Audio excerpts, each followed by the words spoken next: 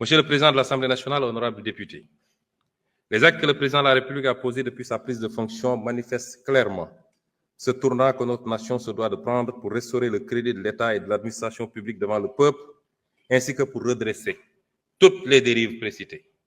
En effet, dès sa prise de fonction, il a chargé le gouvernement de mettre en place un plan d'action d'urgence dans l'attente de l'adoption du nouveau référentiel des politiques économiques et sociales. Dans ce cadre, le gouvernement a enregistré d'importantes réalisations au cours de ces 8 derniers mois qui ont balisé le chemin à la vision d'un Sénégal souverain, juste et prospère, ancré dans les valeurs fortes.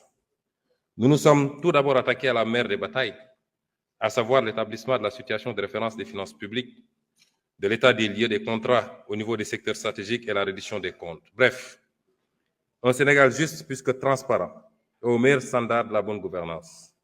À cet égard, nous ne pouvions pas nous imaginer un seul instant que le mal était si profond. L'audit des finances publiques sur la période du 1er mars 2019 au 31 mars 2024 est à ce point particulièrement révélateur des dérives du précédent régime, avec notamment les niveaux du déficit budgétaire et de la dette publique minorés. Cette situation a eu notamment comme conséquence la suspension des financements attendus en 2024 du Fonds monétaire international et de la Banque mondiale et le gel du programme économique et financier appuyé par le FMI.